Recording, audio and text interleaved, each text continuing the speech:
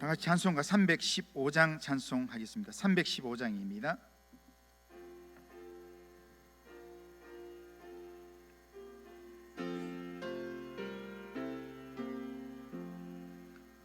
내 주 되신 주를 참 사랑하고 곧 그에게 죄를 다고 합니다. 그 은혜를 주신 내 예수시니 이 존보다 더욱 사랑합니다. 주 날 사랑하사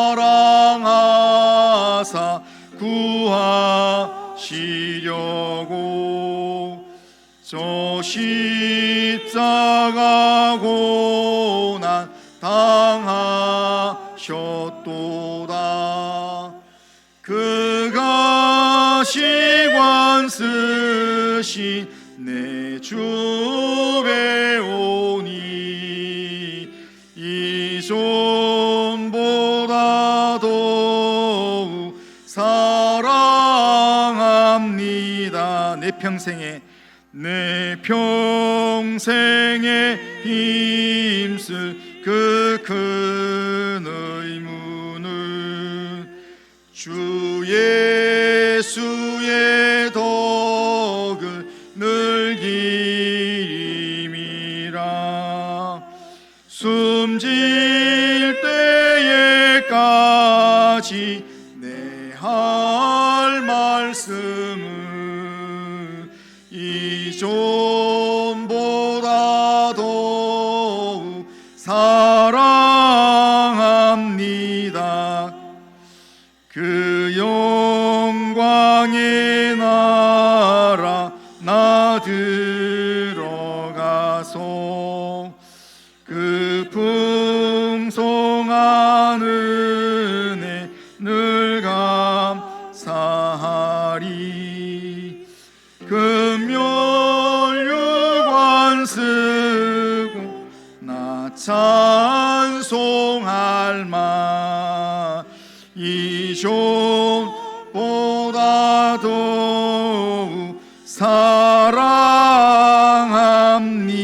사랑합니다. 아멘. 정다금 집사님 기도하시겠습니다. 살아계시고 거룩하신 하나님 아버지, 아버지의 은혜와 사랑에 감사드립니다. 오후 예배로 함께 모여 예배 올립니다. 홀로 영광 받아 주시옵소서. 단 하루를 살더라도 하나님이 존귀하다고 인정해 주시고 하나님이 붙들어 주시는 믿음의 삶을 살게 하옵소서. 우리 영혼을 살려두시고 우리의 실족함을 허락하지 아니하시는 주님, 단감제일교회가 발돋움할 수 있도록 각자의 직분과 각자의 자리를 지키며 예배 시간에, 기도 시간에 외식하는 자가 없도록 주님 함께 하옵소서. 외모를 보지 않으시고 중심을 보시는 주님, 사람에게 잘 보이려고 하지 말고 주님만을 바라보고 주님 앞에 섰을 때 참 잘하였다 칭찬받는 모든 성도들이 되게 하시며 믿음의 본이신 단감제일교회 어른들을 본받아 젊은 사람들이 가득 찰 수 있도록 주님 원합니다. 주여 아버지 도와주시옵소서. 마음과 생각과 감정들을 모두 주관하시옵소서. 예배를 거룩히 여기고 소중히 여기는 건강한 믿음의 일꾼들이 차고 넘치도록 주님 도와주시옵소서.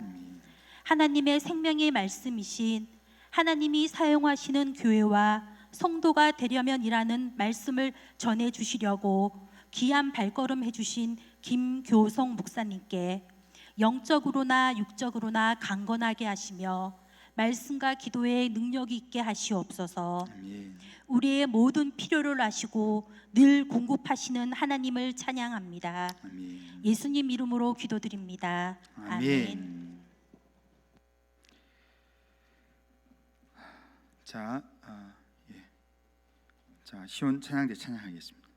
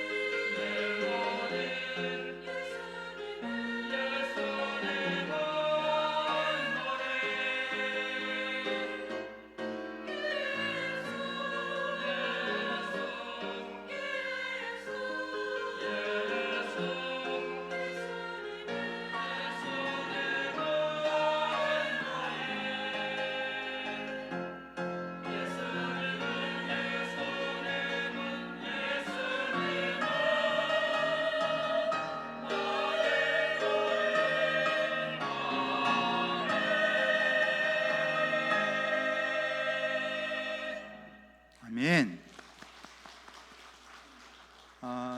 그러니까 주보 광고는 주보를 참조하시면 좋겠고요.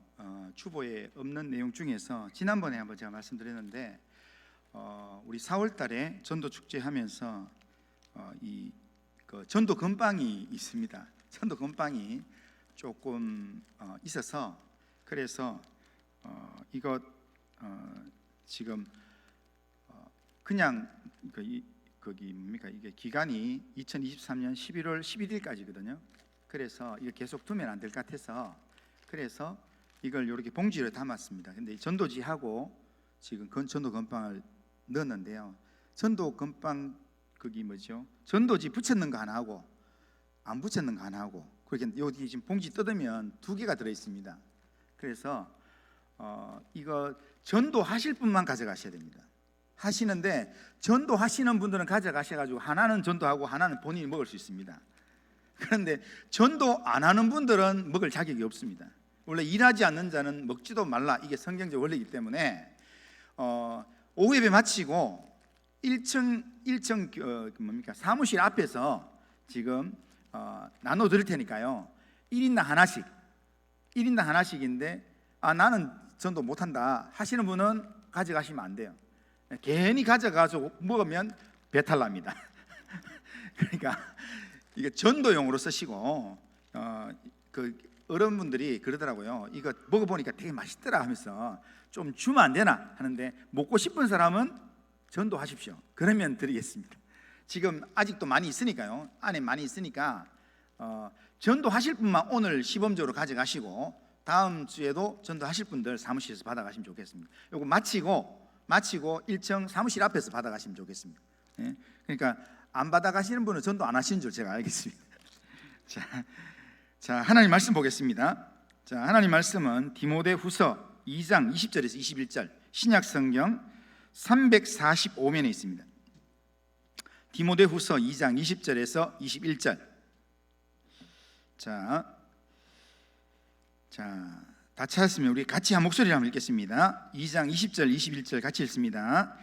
큰 집에는 금그릇과 은그릇뿐 아니라 나무그릇과 질그릇도 있어 귀하게 쓰는 것도 있고 천하게 쓰는 것도 있나니 그러므로 누구든지 이런 것에서 자기를 깨끗하게 하면 귀히 쓰는 그릇이 되어 거룩하고 주인의 쓰심에 합당하며 모든 선한 일에 준비함이 되리라. 아멘.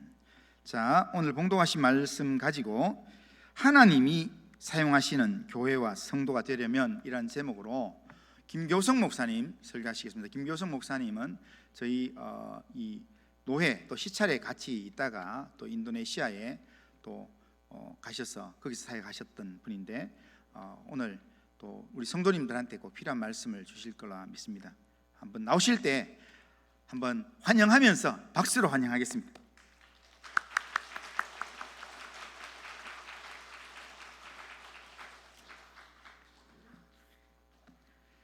할렐루야. 반갑습니다.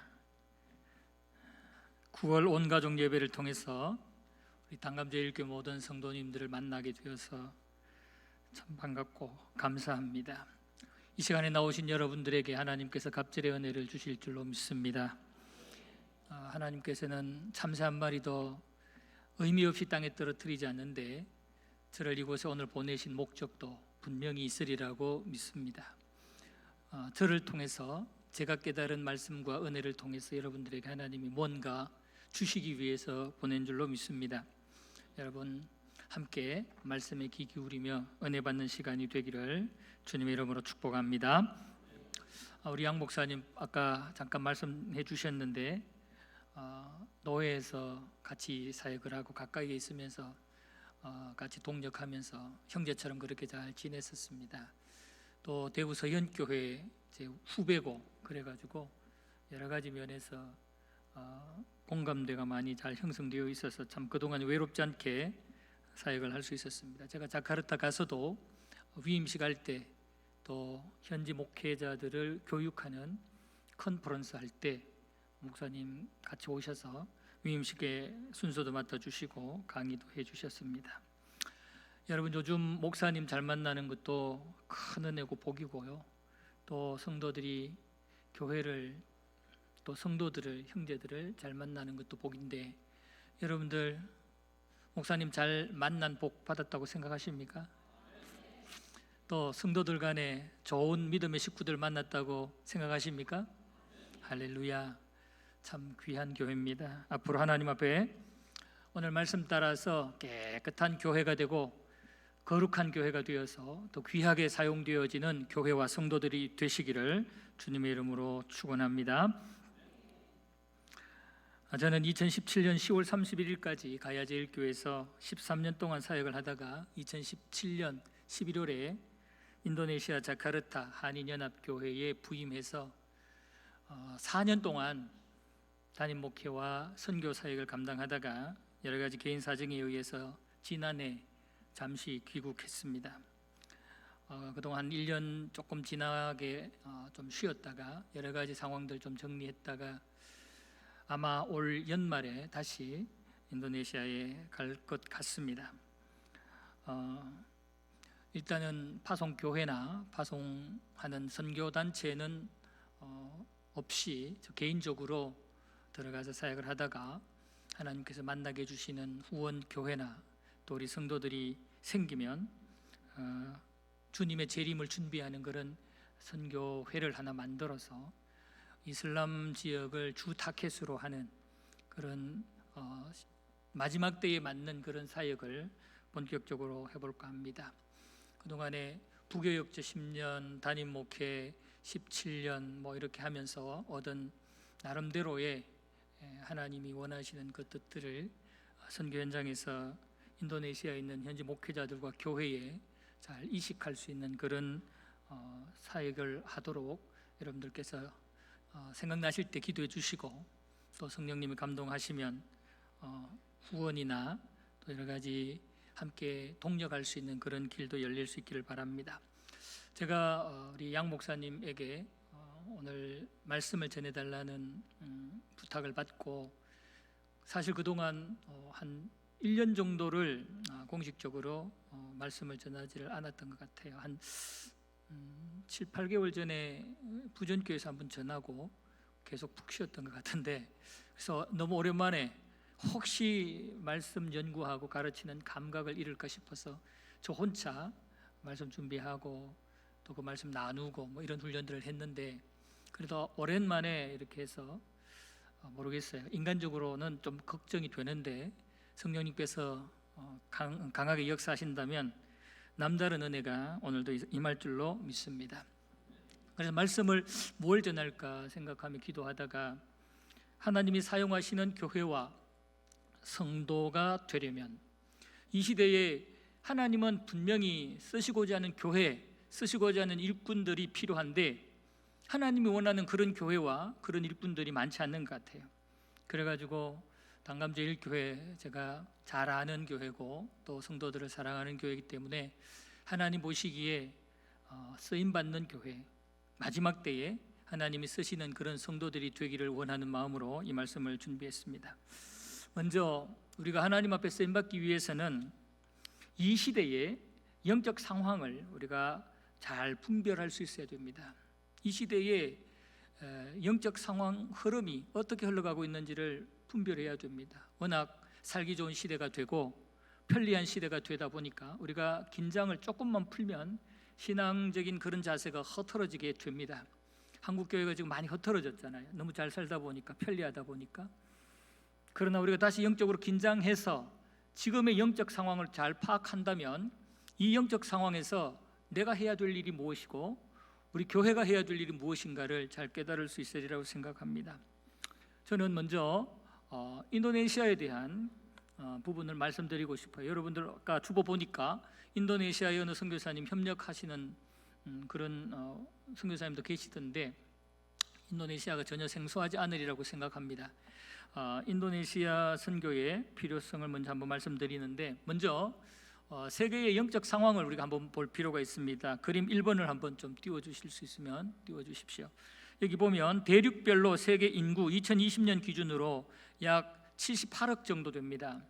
전 세계 인구가 약 78억 정도 되는데 아시아, 아프리카에 거의 밀집되어 있습니다. 아시아에 한 60%가 있고 아프리카에 한 18% 정도가 있습니다. 그러니까 전 세계 인구의 약 80%가 아프리카와 주로 아시아에 있다는 것을 우리가 잘 기억을 해둘 필요가 있습니다. 그래서 우리가 집중적으로 사람이 많은 이런 지역에 선교할 필요가 있다 생각되어지고요.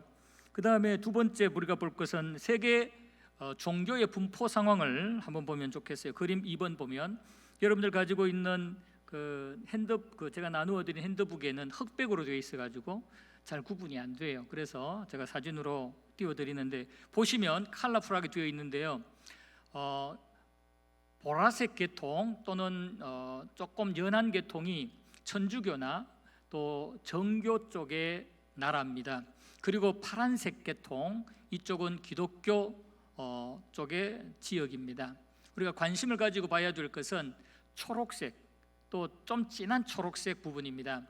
이 초록색 부분은 바로 이슬람 지역입니다.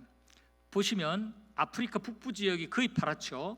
그리고 중동 지역이 거의 파랗고 소련, 러시아 밑에 CIS, 러시아 밑에 있는 구소련에 포함되어 있다가 지금 독립한 국가들이죠. 이 독립국가연합 CIS가 거의 파란색입니다.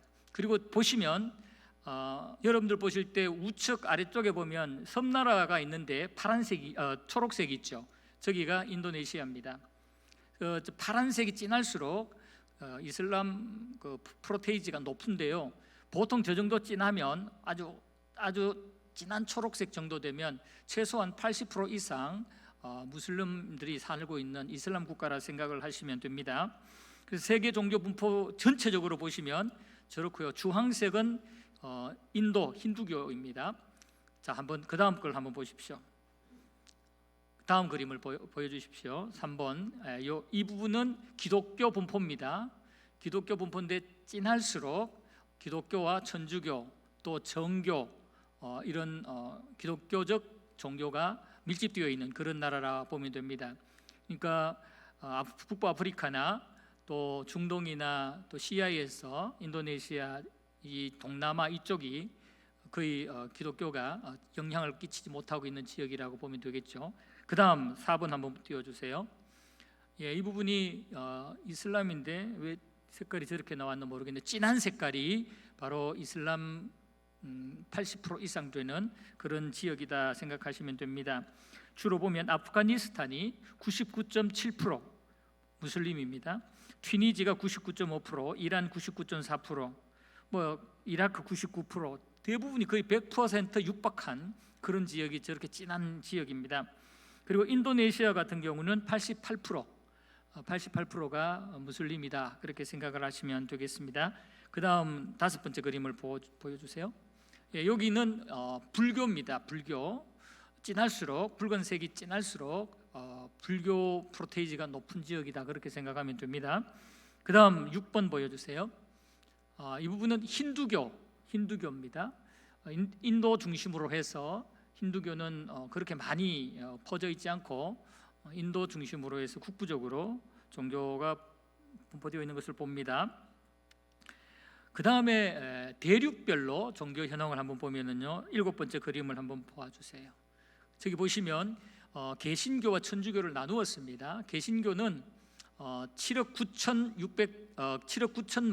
61만 7천 명입니다. 저기에서 주로 아프리카에 약 35%의 기독교인이 살고 있고 빨간색 아시아가 24%이고요. 유럽이 11%. 그래서 개신교가 약 8억 정도 되는데 주로 어느 지역에 개신교가 분포되어 있는지를 우리가 파악을 하고 있으면 좋습니다. 아프리카가 제일 많고 그 다음이 아시아, 그 다음이 유럽 이렇게 보시면 되고요. 북아메리카, 미국 쪽이죠. 캐나다 그쪽이 그 다음을 차지하고 있습니다.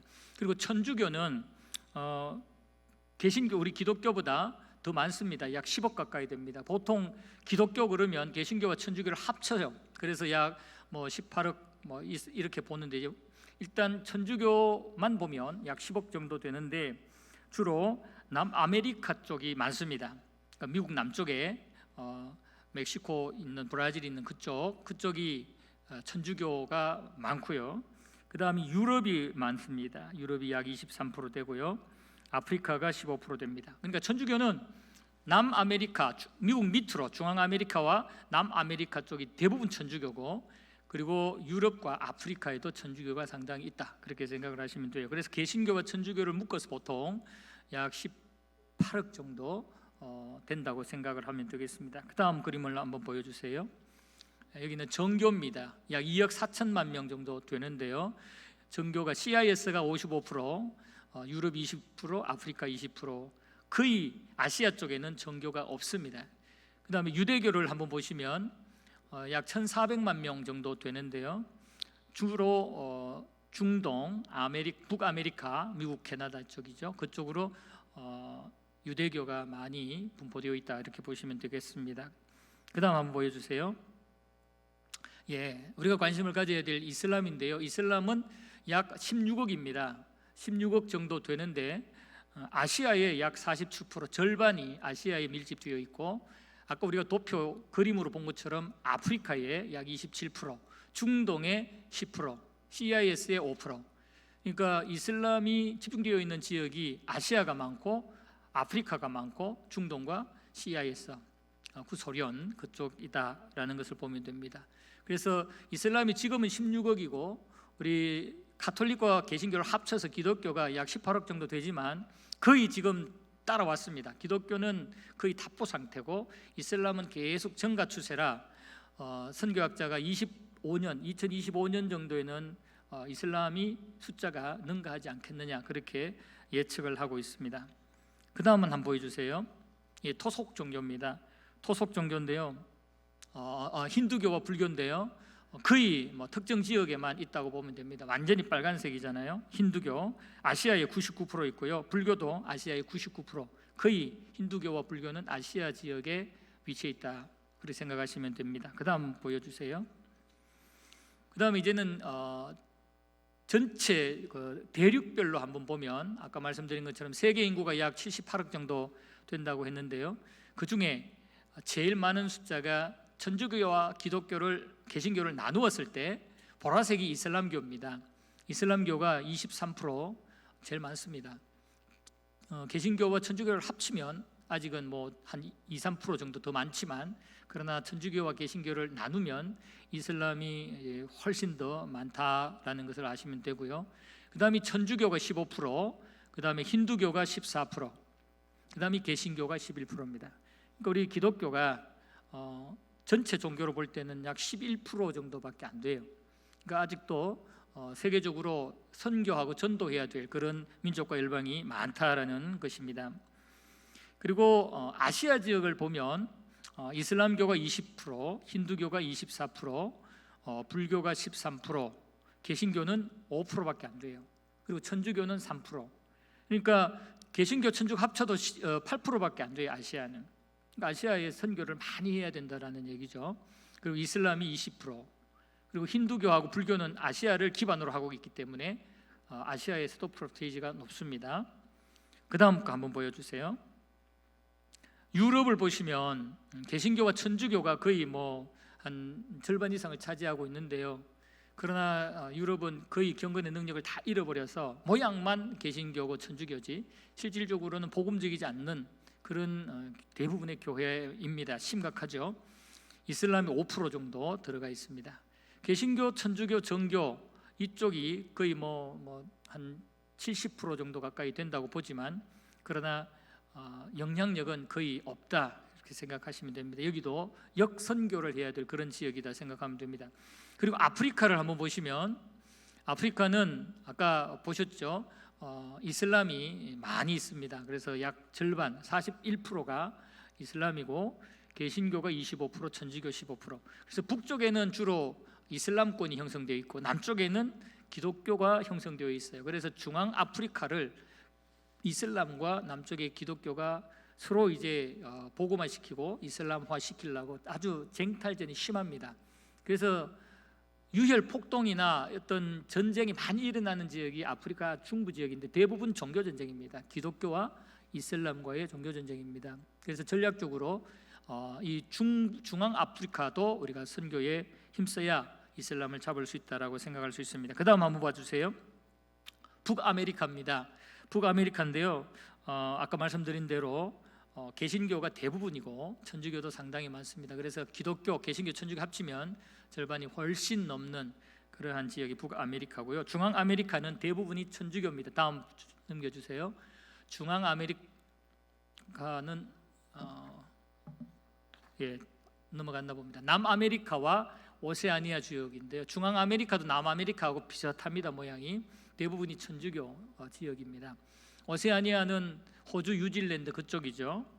이쪽도 대부분이 개신교고 천주교입니다.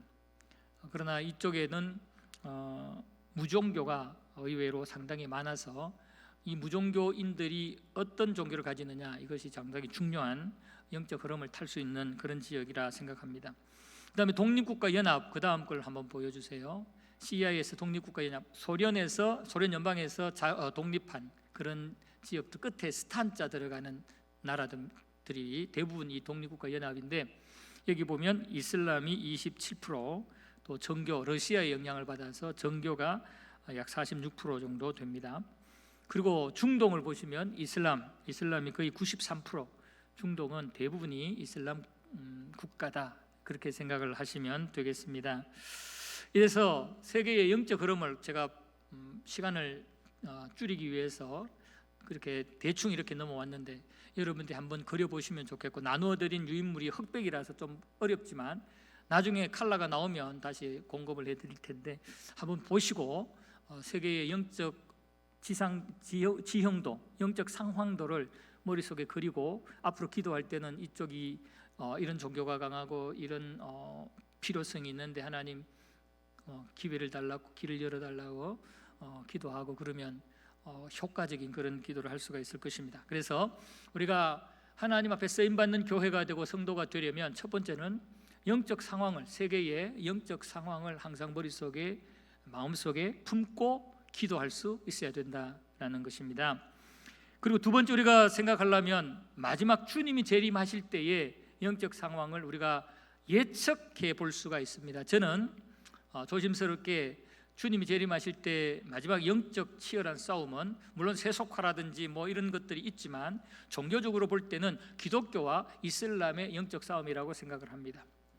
기독교는 거의 지금 답보 상태고 이제 이슬람이 지금 계속 급성장하고 있기 때문에 앞으로 이슬람이 더 성장을 해버리면 상당한 영향력을 전 세계에 행사할 것입니다. 그렇게 되면 기독교적 문화나 또는 기독교적 가치관이나 어떤 삶이 무너지기 시작하고 제약받기 시작해서 아주 심각한 그런 핍박도 일어날 수 있으리라고 생각합니다. 한번 16번째 지도를 띄워주세요. 예, 아까 보여드렸던 이슬람교 분포 현황표입니다. 아까는 좀 흑색으로 나왔는데 이번에는 칼라로 나왔네요. 보시면 군청색, 진한색 저쪽이 이슬람 80% 뭐 거의 90% 육박하는 그런 지역입니다. 아까 불러드렸는데 아프가니스탄이 99%, 튀니지가 아프리카 있죠 99%, 이란이 99.4%, 아제르바이잔이 99.2%, 예멘 99.1%, 모리타니 99%, 모로코 99%, 이라크 99%, 니제르 98%, 소말리아 98%, 몰디브 98%, 터키 98%, 사우디 97%, 리비아 96%, 파키스탄 96%, 이집트 90%, 방글라데시 89%, 인도네시아 88%, 시에라리온 78%, 쿠웨이트 74%, 바레인 73%, 수단 71%, 말레이시아 60%. 이렇게 지금 저 지역이 시커먼 저 지역이 영적 우범 지역입니다. 저곳에 이슬람이 강성 이슬람이 이 마귀 사탄에게 완전히 장악되어져서 앞으로 마지막 때에 교회를 핍박하고 그리스도인들을 괴롭히면서 자기들의 세력을 확장해 나갈 겁니다. 그래서 앞으로의 마지막 때 주님 재림하시기 전에 영적인 그 전쟁의 기상도를 살핀다면 바로 이슬람권과 진실한 기독교, 그러니까 뭐 형식적이고 대충 흉내만 내는 그런 기독교는 싸우지를 않죠. 그냥 타협해버리고 인본주의 기독교로 빠져버리지만, 그러나 복음적인 진실한 교회와 그리스도인들은 복음을 지키고 오직 구원의 길은 예수 그리스도의 십자가의 길밖에 없다는 것을 전하다 보면 반드시 이 이슬람과 싸우게 되어 있습니다. 이것을 예상하시고 지금부터 영적인 파워를 키우고 또 대비를 하고 있어야 됩니다. 그래서 우리가 하나님의 일을 하기 위해서, 하나님께 쓰임받는 교회와 성도가 되기 위해서는 두 번째, 마지막 때에 우리의 영적 전쟁의 대상은 이슬람권일 가능성이 크다 생각을 하시고 기도할 때마다, 우리는 직접 나가서 뭐 총칼 들고 싸울 거 없잖아요. 바로 기도하면 이것이 우리에게는 큰 영적 무기가 되니까 기도하면서 아까 말씀드렸던 그 이슬람 지역을 그리면서 88% 뭐 90% 이래 되는 그 지역에 하나님의 방법으로 놀라운 복음의 역사가 일어나게 해주시고, 그곳에서 선교사에 가는 분들에게 갑질의 능력과 하나님의 전신갑주로 무장시켜 주셔서 절대로 악한 영들에게 지지 않도록 해달라고 기도하면서 여러분이 계속 미사일을 쏴주시면, 영적인 무기 공격을 해주시면 그곳에는 우리가 모르지만 놀라운 하나님의 역사가, 구원의 역사가 일어나리라고 확신합니다. 그래서 여러분들 기도할 때 이제는 이슬람권을 복음화시키기 위한 그런 기도를 해주세요. 지금 마귀는 아마 깜짝 놀랄 것입니다. 단감제일교회에서 지금 이런 영적인 상황들을 파악하면서 이제 기도하게 된다는 것을 안다면 상당히 긴장을 하고 두려워하리라고 저는 믿어요. 자, 그 다음에 17번째 한번 봐주세요. 지도를 보시면 16억 되는 이 이슬람권이 분포되어 있는 대륙들, 아시아와 아프리카, 중동, 아까 말씀드렸던 시아에서 주로 이쪽으로 구성되어 있다는 것 보시면 되겠습니다. 그 다음에 세 번째, 우리가 하나님 앞에 쓰임받고 사용되기 위해서는 이슬람을 잡아야 되는데, 이슬람의 허리를 쳐야 되는데, 메가드가 인천 상륙작전 했듯이 영적 전쟁에서 이슬람의 허리를 쳐야 되는데, 이슬람의 허리가 어디냐? 저는 생각을 할 때 이슬람의 허리는 인도네시아라 생각을 합니다. 이슬람권의 취약점, 이슬람권에서 중요하지만 우리가 충분히 영적 싸움을 해서 정복할 수 있고 그 땅을 복음화시킬 수 있는 중요한 그런 전략 기지가 바로 인도네시아라고 생각을 합니다. 인도네시아는 인구가, 어떤 분은 인도네시아하고 인도하고 헷갈리는데 완전히 달라요. 인도하고 인도네시아는 완전히 다릅니다. 인도네시아는 적도, 지구의 적도가 통과되는 남반구에 있습니다. 인도네시아는 인구가 약 2억 7천만 명입니다. 2억 7천만 명, 세계 인구로는 4위, 7천만 명이고요. 그리고 면적은 190만 제곱킬로미터로 한반도의 8.6배, 한반도보다 8.6배 큽니다. 인도네시아에서 서울까지 오는 거리가 인도네시아 서쪽에서 인도네시아 동쪽 거리와 같아요. 그 정도로 인도네시아가 이 영토가 큽니다. 섬이 약 1,800개 섬이 있고 종족이 약 300여 종족이 살고 있습니다. 그리고 언어가 약 700여 개의 언어가 있는데 바사 인도네시아라고 인도네시아어로 통일을 했어요. 그래서 지역마다 자기들 방언도 쓰지만 그러나 이 인도네시아어 표준어를 익히면 인도네시아 전역에서 다 통용이 된단 말이에요. 그러니까 선교하기가 얼마나 좋습니까? 그리고 인도네시아는 특정 종교를 국가 종교로 채택하지 않았어요. 89% 가까이가 이슬람인데 무슬림인데도 무슬림 국가라고 말하지 않습니다. 인도네시아에는 6개 종교를 제시해서 인도네시아 국민은 무조건 6개 종교 중에 하나를 선택해서 우리나라로 말하면 주민등록증에 자기 종교를 표시하게 되어 있습니다. 그 6개 종교가 뭐냐면은 기독교, 천주교, 이슬람교, 불교, 힌두교, 유교, 이 6개 종교 중에 선택하게 되어 있어요. 그래서 대부분이 이슬람 88%지만 그러나 이슬람 국가라 하지 않아요. 헌법상은 6개 종교에 대한 자유가 있어요. 그러나 실질적으로는 무슬림 국가죠.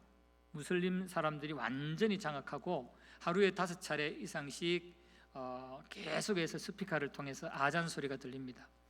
양 목사님도 그때 오셔서 들었겠지만 하루에 5번, 6번 바로 귀 옆에서요. 그냥 무슨 소리인지 모르지만 계속 이게 자기들 기도문도 외우고 하는데요. 그게 영적인 엄청난 스트레스를 주거든요. 그런 나라가 인도네시아다라는 겁니다. 기독교는요 인도네시아에서 7% 정도 되는데요. 7%인데도 불구하고 인구가 워낙 많으니까 1,300만 명 정도 되는 기독교인을 가지고 있어요. 그래서 이 1,300 이상 되는 만 이상 되는 기독교인들을 잘 훈련시키고 그 중에 이제 지도자들을 양육하면 2억 7천을 복음화시킬 수 있는 충분한 가능성은 있어요. 왜냐하면 자유가 있으니까. 다른 중동이나 저쪽 CIS는 이쪽은 이슬람 외에 다른 종교를 전하게 되면은 그건 총살감이고 엄청난 핍박이 있잖아요. 그러나 이쪽 인도네시아에는 외국인이 전하는 것은 문제가 돼요. 그러나 자국 크리스찬이 또 교회 안에서 그들을 불러다가 복음을 전하고 하는 것은 어느 정도 용납을 하기 때문에 앞으로 이슬람을 칠 수 있는, 이슬람 허리를 칠 수 있는 틈새가 인도네시아에 있다, 이런 생각이 돼요. 그래서 저는 인도네시아를 집중 공략을 하면 마지막 때에 주님 재림하실 때 우리가 한 영혼에게라도 또 복음을 전해서 주님을 맞이할 수 있는, 그런 준비할 수 있는 지역이 인도네시아다, 이런 생각을 합니다. 인도네시아의 주요 섬을 한번 볼까요? 18번째 그림을 한번 보여주세요. 보시면 연한 그 살색, 저 부분이 인도네시아입니다. 인도네시아는 큰 섬 한 5개 정도로 중심으로 그렇게 구성되어 있습니다. 수마트라, 칼리만탄, 슬라웨시, 또 이리안 자야, 여러분들 관광지로 많이 가는 발리는 자바라는 섬의 제일 끝자락에 있습니다. 그리고 동티모르 이쪽으로 구성되어 있습니다. 그 다음 보시면 이렇게 넓지만 인구는 집중되어 있습니다. 19번째 빨간색이 인구 밀도가 높은 지역이거든요. 그러니까 자바섬 저쪽이 빨갛잖아요. 인구의 70% 정도가 저기에 다 살고 있습니다. 자카르타와 그 중심으로 해서 저기에 삽니다. 자카르타가 1,400만 명의 거대 도시입니다. 서울보다 훨씬 더 크고 고층 빌딩도 많고 아주 중요한 도시인데 지하수를 막 무분별하게 남발해 가지고 지금 땅이 꺼지고 있습니다. 해수면은 높아져 가고 땅은 꺼지고, 그래가지고 1년에 한 25cm씩 해수면이 계속 높아져 가서 가라앉고 있습니다. 그래서 제2의 수도를 만들고 있습니다. 깔리만탄 지역에 제2의 수도를 만들고 있습니다. 보시면 자바 지역이 빨갛잖아요. 그리고 나머지는 띄엄띄엄 빨간데, 그 전역에 소수민족들이 살고 있기 때문에 이 소수민족들을 선교하고 전도하는데 굉장히 좋은 여건이다라고 보면 돼요.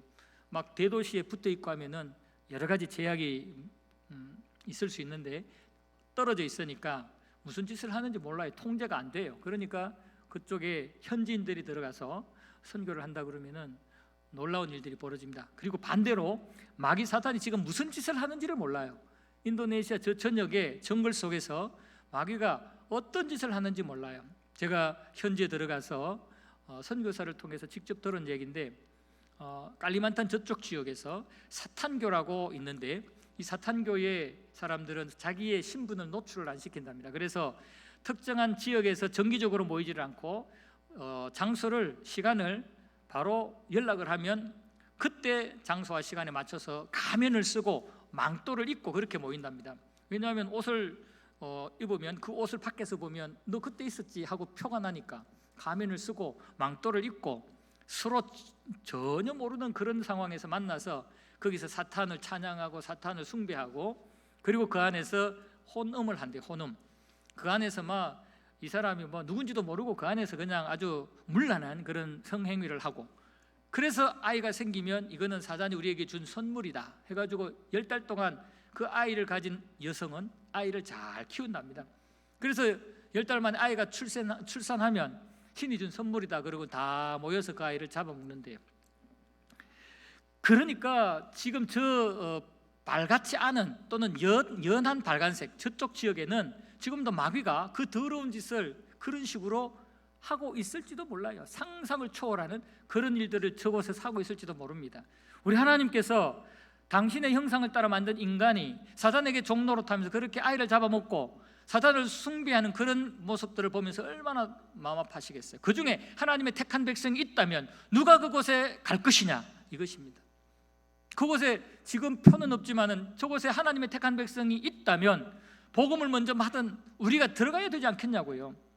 그래서 우리에게 이런 인도네시아에 대한 그런 전체적인 정보가 있어야 되겠고, 이것은 중요한 이슬람 공략의 하나의 모티브가 될 수가 있다, 그렇게 생각을 합니다. 그래서 저는 이제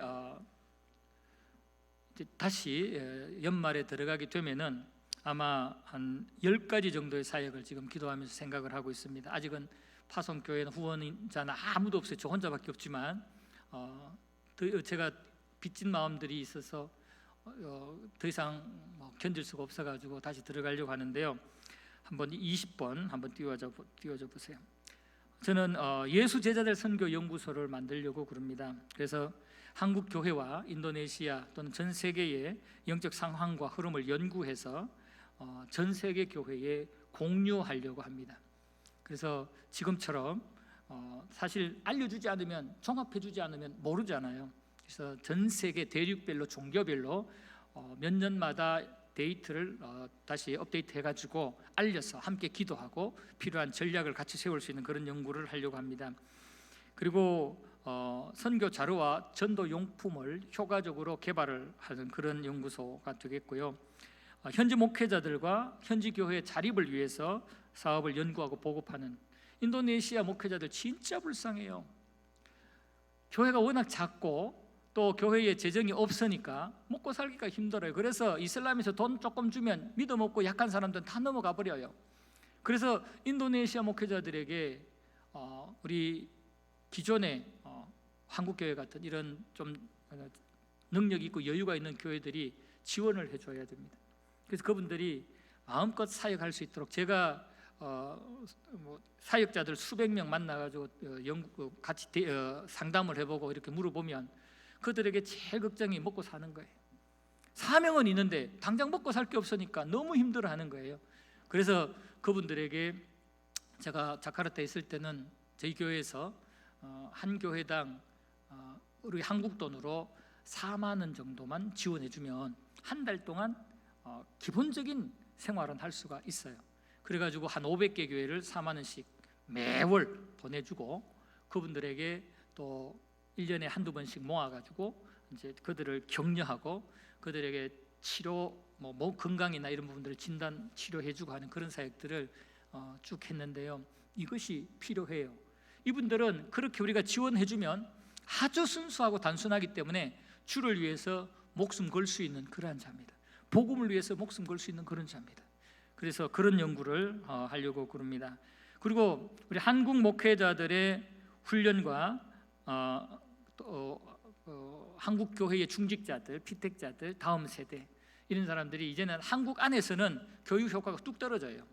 그래서 이런 훈련과 교육이 필요하고 앞으로 일꾼이 될 자들을 이제 한국 교회들이 인도네시아를 보내주면 그쪽에서 선교 현장을 돌아보면서 영적인 상태를 실감하면서 훈련받고 도전받고 무장시켜서 한국으로 돌아와서 교회를 섬기고 앞으로 하나님 앞에 귀하게 쓰임받는 그런 일꾼 중직으로 키우는 그런 역할을 하려고 합니다. 그리고 현지 목회자들에게 필요한 그런 목회 자료라든지 필요한 여러 가지 실질적인 목회에 필요한 도움들을 해드리려고 하는 그런 연구들을 하려고 합니다. 그리고 대구 동신교회에 총신대 교수하시다가 대구 동신교회 목회하시고 작년에 은퇴하셨던 권성수 목사님이라고 계십니다. 이분이 저하고 뜻을 맞추어서 인도네시아의 생명사역 컨퍼런스를 전 목회자들에게 이제 펼치고자 합니다. 그래서 그분이 쓴 모든 저서들을 판권을 저한테 다 주셔가지고 그것을 인도네시아로 번역해서 인도네시아의 목회자들에게 배포하고 그리고 훈련 교재도 무료로 배포하고 선교사들이 그것을 활용할 수 있도록 선교사님들한테 무조건 배포해서 그들을 사역시키려고 합니다. 그리고 크게 두 번째 인도네시아 목회자 컨퍼런스를 계획하고 있습니다. 아까 말씀드렸던 그 소책자 뒷부분에 보면 컨퍼런스한 사진이 흑백으로 나와 있는데 각 지역별로 그렇게 했습니다. 제가 연합교회 있을 때 교구를 5개 교구로 나누어 가지고 인도네시아를 5개 지역으로 나누어서 교구별로 그 지역을 담당을 시켰습니다. 그래서 그 지역 컨퍼런스 할 때는 이 교구에서 감당을 할 수 있도록 그렇게 했습니다. 그런 컨퍼런스를 할 계획이고 또 인도네시아 사람들이 굉장히 찬양과 율동을 좋아하기 때문에 이것을 연구해서 보급하려는 그런 계획도 가지고 있습니다. 그리고 영적 교두보를 마련하기 위한 땅밟기 사역, 인도네시아 아까 말씀드렸잖아요. 식인종들처럼 사람 잡아먹는 그런 사람들, 그런 영적 세력에게 사로잡혀 있는 지역에 우리가 들어가서 영적 싸움을 하겠다는 거죠. 땅밟기. 주 전략 지역을 선택해서 그곳에서 이제 악한 영들을 몰아내는 그러한 땅밟기 영적 기도의 사역을 하려는데 이건 굉장히 위험합니다. 제가 나중에 또 기회 되면 말씀드리겠는데 생생한 그런 마귀 사단의 역사의 흔적들이 많아요. 제 몸에도 있어요.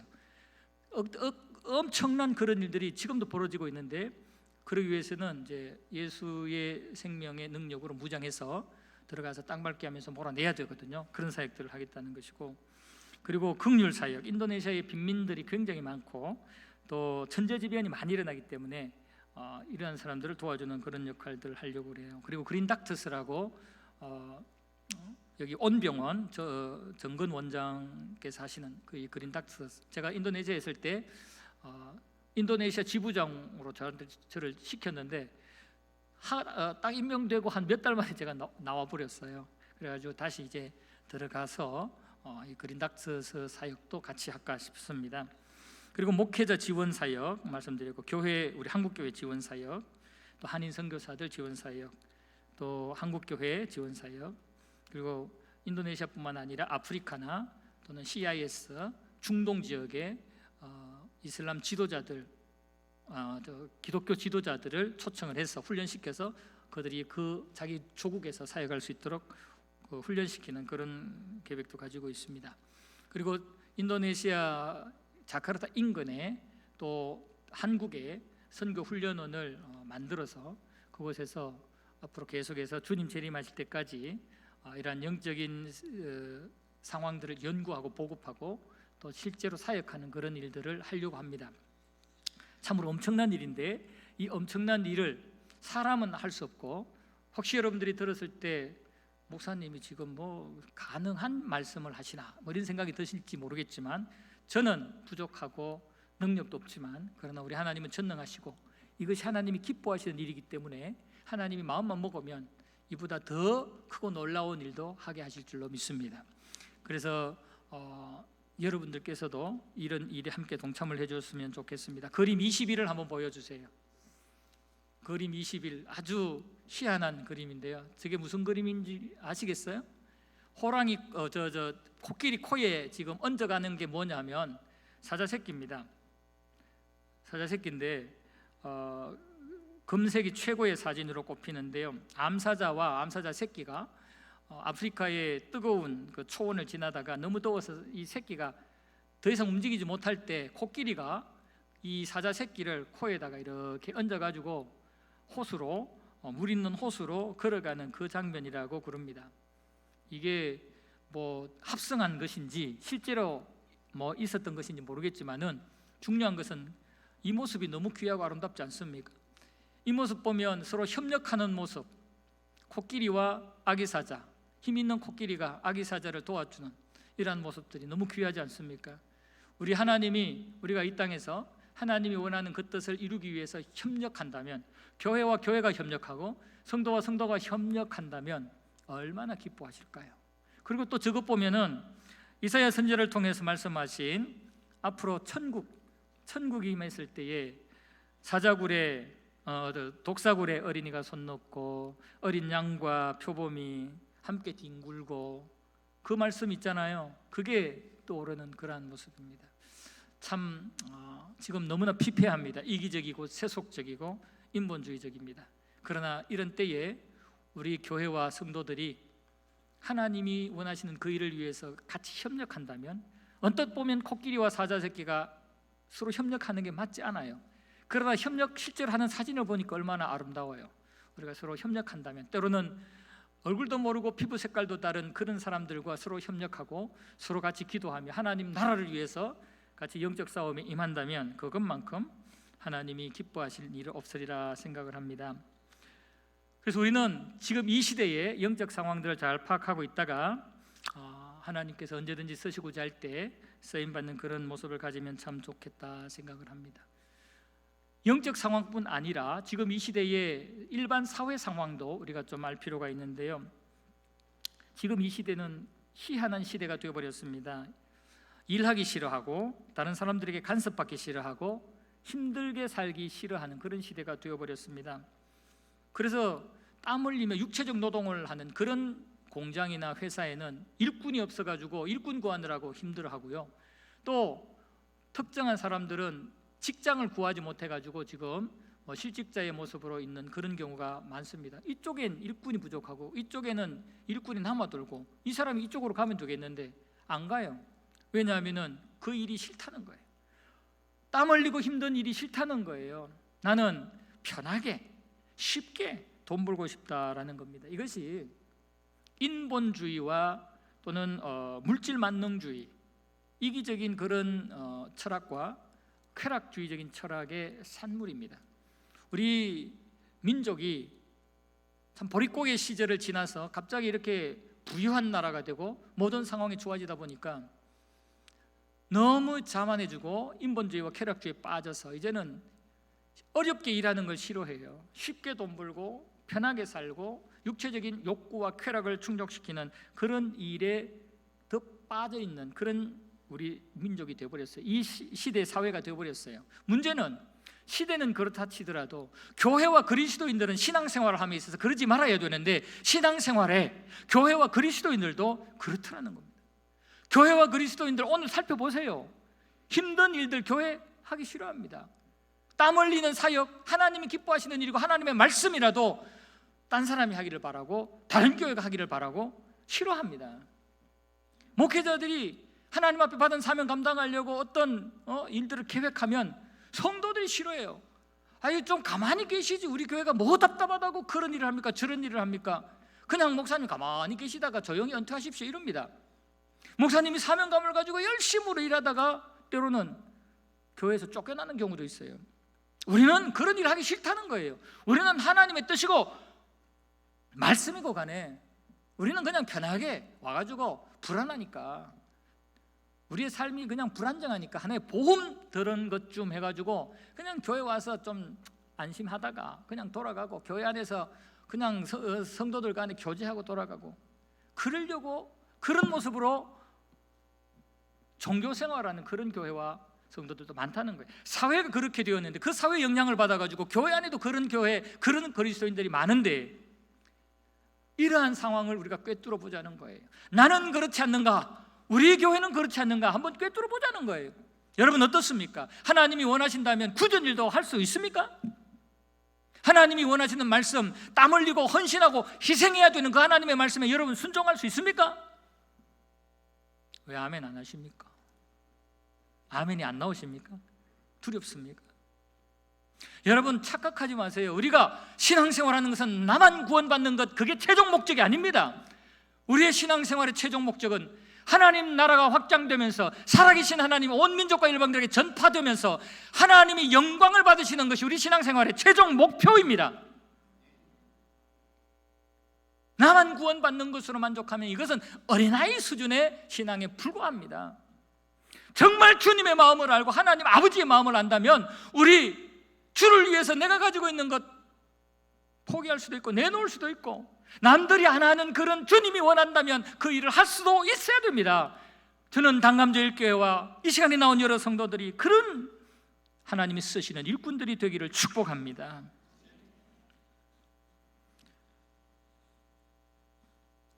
우리가요 이런 하나님이 원하시는 일들에 헌신하지 못하면요, 세상이 우리를, 마귀 사단이 우리를 얕보고 무시하고 가지고 놀아요. 여러분 요즘 문화를 보세요. 드라마, 영화를 보세요. 가지고 놉니다. 영화마다 드라마마다 기독교를 까고 비아냥거리는 그런 장면들이 얼마나 많습니까?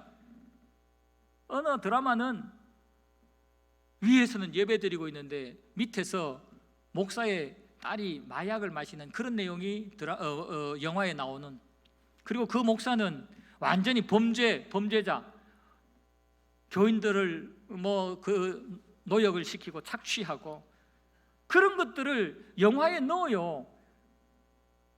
거룩한 목사가 뒤로는 악한 그 범죄의 중심이 되어 있고, 그 딸은 위에서는 예배드리는데 밑에서 마약 흡입하고 있고, 그런 영화를 보이는 게 이게 무슨 의미겠습니까? 그 사람들이 얼마나 교회를 무시하고 얼마나 우리 그리스도인들을 얕잡아 봤으면 그렇게 비하하냐고요. 여러분 그런 것 혹시 보시면 마음이 어때요? 그냥 허허 하고 웃고 넘어갑니까? 여러분 의분이 일어나야 됩니다. 정말 하나님 앞에 죄송할 수 있어야 됩니다. 우리 교회들이 어떻게 했길래, 우리 그리스도인들이 어떻게 했길래 저렇게 얕잡아보고 무시하고 비하하는 저런 일들을 할 수 있을까? 만약에 교회가 경건의 능력을 가지고 우리 그리스도인들이 하나님 앞에 제대로만 깨어 있다면 그 작가들이나 감독들이 마음대로 그렇게 못합니다. 지금 한국 교회가 그만큼 인본주의로 빠지고 세상 사람들처럼 편하게 신앙생활을 하려고 하다 보니까 하나님의 말씀에 온전히 순종하지 않으려고 하나님이 주신 사명을 제대로 감당하지 못하고 있다 보니까 이런 짝이 나고 있는 것입니다.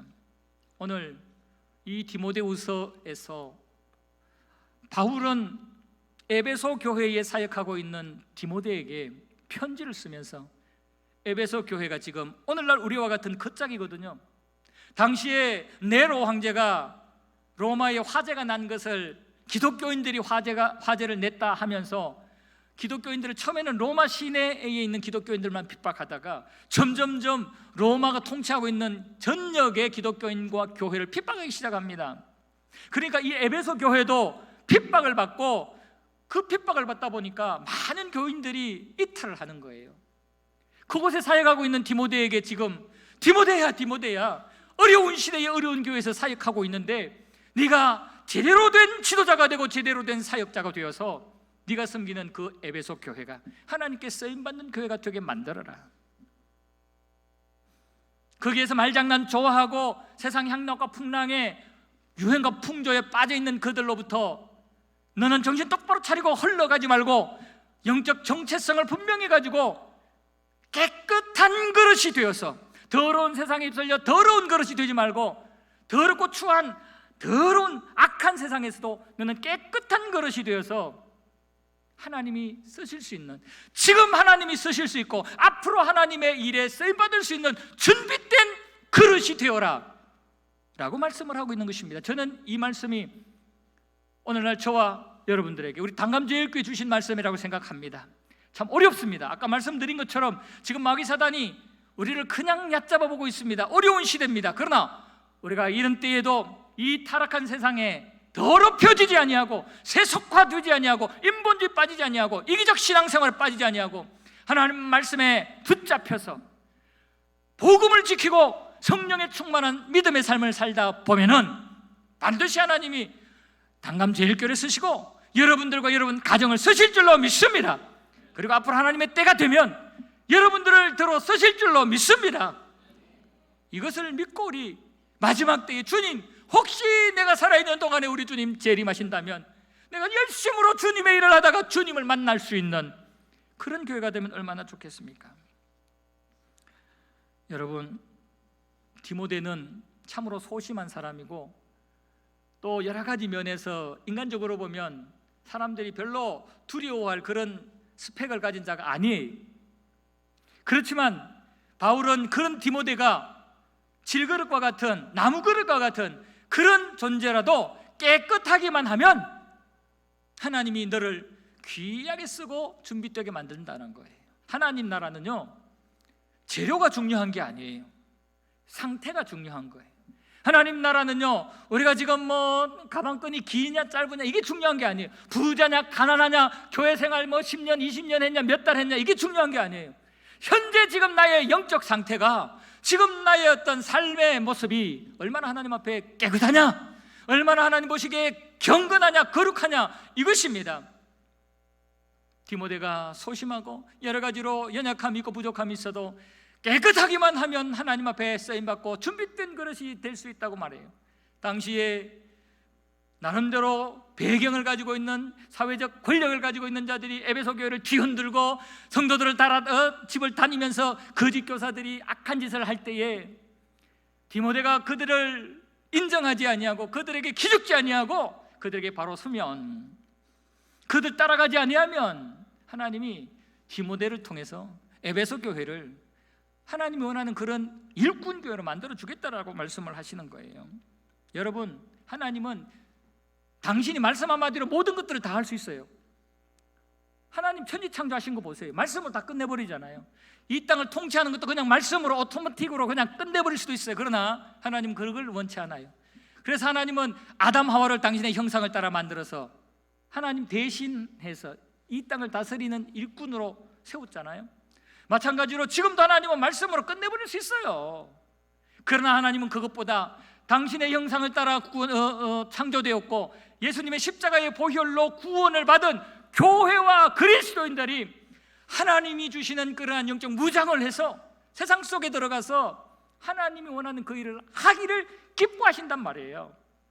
우리는 그것을 알고 하나님 왜 하필이면 납니까 그러지 말고 하나님 저를 사용해 주셔서 감사합니다, 우리 교회를 사용해 주셔서 감사합니다라고 하시면서 하나님이 들어 쓰시고 잘 때 아멘으로 감사함으로 순종하시기를 바랍니다. 하나님이 쓰시는 것은 우리는 그것 큰 영광이고 축복이라고 생각을 해야 됩니다. 성경에 보면 위대한 인물들 있잖아요. 모세라든지 예레미야라든지 솔로몬이라든지 세례 요한이라든지 이런 사람들 보면 가방끈 길지 않아요. 이 사람들 탁월한 그런 배경과 능력을 가지고 있는 자들 아니에요. 다 말도 할 줄 모르겠다 그러고 작은 아이라 그러고 그냥 하나님 앞에 일 못해가지고 마음이 막 두려워가지고 못하겠습니다 했던 자예요. 그런데 하나님이 그들을 쓰시니까 그들이 가지고 있었던 그 상상치도 못할 그런 모습으로 능력들이 나타나고 영적 싸움에서 하나님이 원하는 그 일들을 다 감당해내는 것을 볼 수 있지 않습니까? 여러분, 하나님 앞에 우리가 쓰임받기 위해서 패역한 이 세대를 본받지 말고 하나님이 원하시고 기뻐하시는 온전하신 뜻을 구별하고 분별하며 살게 되면은 이렇게 쓰십니다. 복 있는 사람은 악인의 꾀를 쫓지 아니하고 죄인의 길에 서지 아니하며 오만한 자의 자리에 함께 휩쓸리지 않으며 날마다 하나님의 말씀을 주야로 묵상하며 그 말씀대로 살아가려고 하면은 우리도 이렇게 쓰임받을 수가 있다는 겁니다. 단감교회 성도 여러분, 깨끗한 하나님 보시기에 거룩한 교회가 되기를 축복합니다. 타락한 세상의 더러운 문화의 유행과 풍조에 물들지 마시기를 바랍니다. 여러분, 살아있는 물고기는 거대한 폭포수도 차고 올라갑니다. 그러나 죽은 물고기는 아무리 큰 물고기라도 흘러가는 대로 갑니다. 교회가 살아있으면 아무리 더러운 세상 풍조 속에서도 주님이 원하시는 그 길을 갑니다. 그러나 죽은 교회는, 4대 교회와 같이 죽은 교회는 겉으로는 큰 건물과 수많은 사람들이 있어도 세상 흘러가는 대로 흘러갑니다. 세속화되어 버립니다. 그러다가 결국은 하나님 앞에 버림받게 되고 맙니다. 말씀을 마무리하겠습니다. 여러분, 우리는 날마다 하나님 앞에 나는 연약하고 부족합니다, 나는 죄인입니다, 그러면서 날마다 십자가의 보혈로 깨끗이 씻음받으면서 타락한 세상 속에서 가능하면 영향받지 아니하고 같이 썩어지지 않기 위해서 몸부림을 치시다 보면은, 그러기 위해서는 기본적으로 주일 예배에 헌신하고 하나님 앞에 받은 귀한 직분에 따라 충성하고 하나님의 말씀을 가까이 하면서 그 말씀을 통해서 하나님의 뜻을 분별하면서 그렇게 살다 보면은 하나님이 지금 우리를 쓰실 것이고 앞으로 하나님께서 당감제일교회를 반드시 사용하실 줄로 믿습니다. 주님 재림하시는 그날까지 당감제일교회와 모든 성도들이 하나님 앞에 쓰임 받으시고 사용되시기를 주님의 이름으로 축복합니다. 아멘. 기도하겠습니다. 하나님 아버지, 감사합니다. 정말 저희들 너무너무 부족하고 연약하지만 하나님의 일꾼으로, 또 하나님이 사용하시는 교회의 구성원으로 세워주심을 감사합니다. 당감제일교회가 이 시대에 하나님이 귀하게 쓰는 일꾼교회가 되게 하시고 모든 성도들과 그 가정들이 하시는 사업들이 하나님 앞에 아름답게 쓰임받는 가정이 되고 식구들이 되고 사업터가 되게 하여 주시옵소서. 예수님의 이름으로 기도드리옵나이다. 아멘.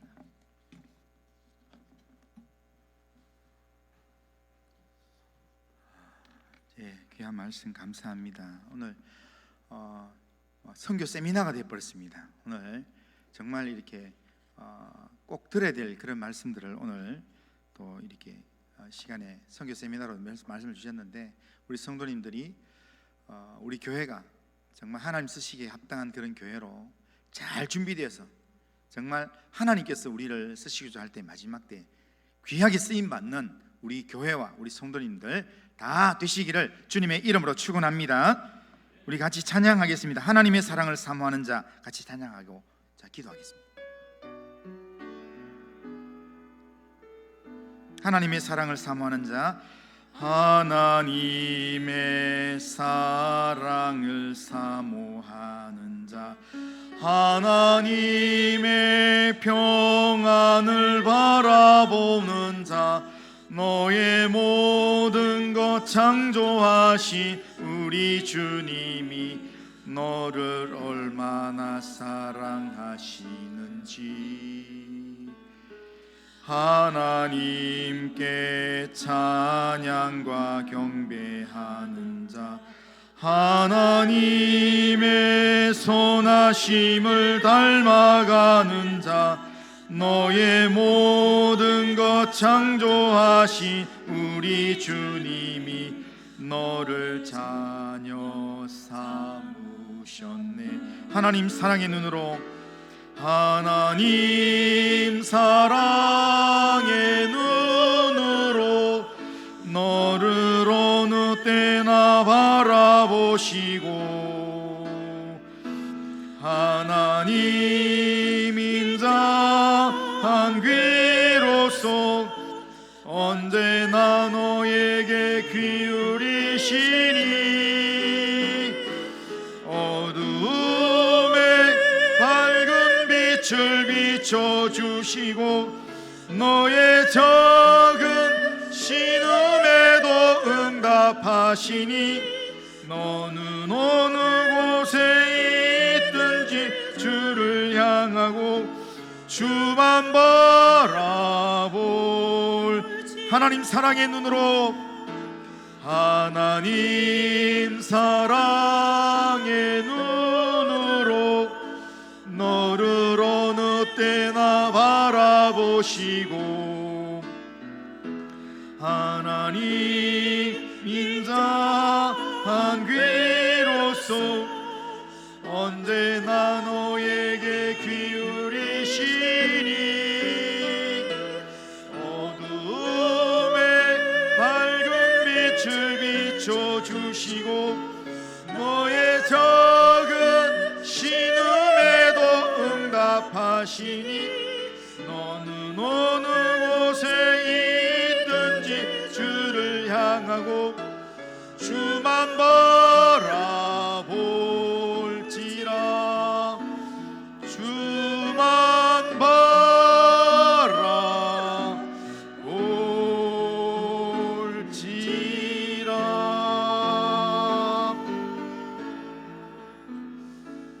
이 시간 우리 같이 한번 기도하겠습니다. 기도하시면서 주신 말씀도 우리가 한번 기억하시면서 우리가 마지막 때에 하나님의 사람으로 그냥 대충 살다가 부끄러움 구원 받는 게 아니라 정말 주님께서 나 재림하시는 날 정말 주님 앞에 뜨겁게 쓰임 받다가 주님이 내 이름 부르시는 날 기쁘게 주님 앞에 설 수 있도록 하나님, 내가 혹 나무 그릇이나 질그릇 같은 존재를 할지라도 하나님이 현 상태를 원하신다고 말씀하셨사오니 하나님, 나를 정결한 그릇으로 하나님 세워주시옵소서.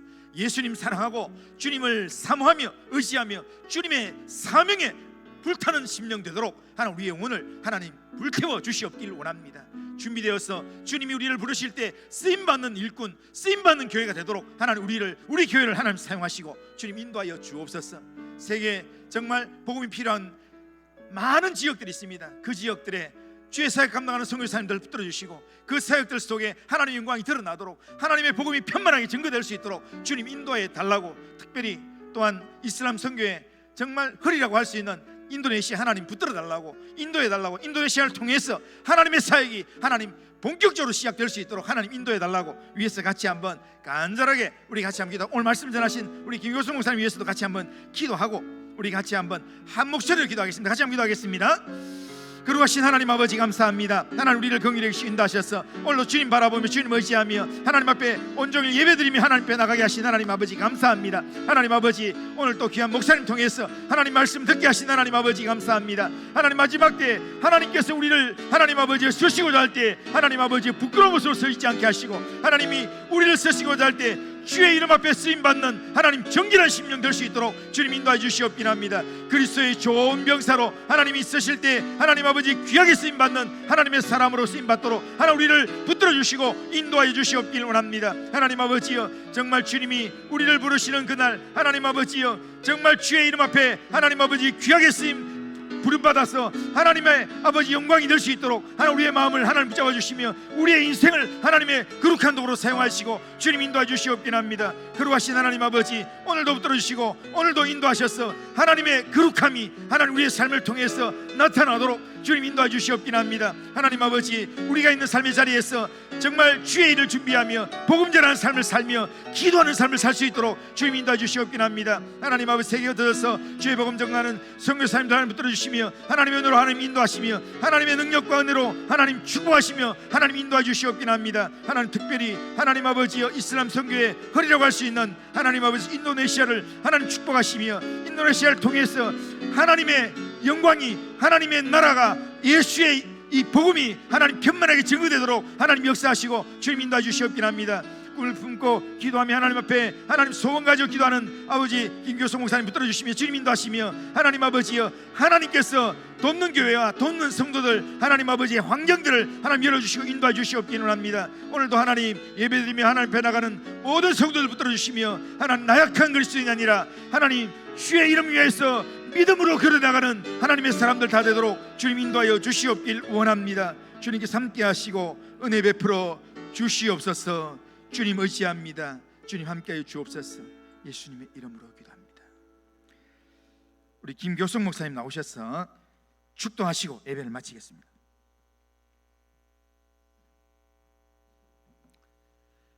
지금은 교회의 머리가 되시는 우리 구주 예수 그리스도의 십자가 구원의 은혜와 우리 하나님 아버지의 극진하신 사랑하심과 성령님의 감화 감동 위로 충만하심과 교통하심이 마지막 때에 성령의 충만함으로 언제든지 하나님이 부르셔서 사용하시고자 할 때에 아멘, 내가 여기 있나이다, 나를 사용하소서, 이 믿음으로 살아가기를 원하고 다짐하는 이 시간에 머리 숙인 모든 주의 백성들과 이들의 자녀들과 가정과 하는 일들 위에 당감 제일교회 위에 영원토록 함께 있을지어다. 아멘.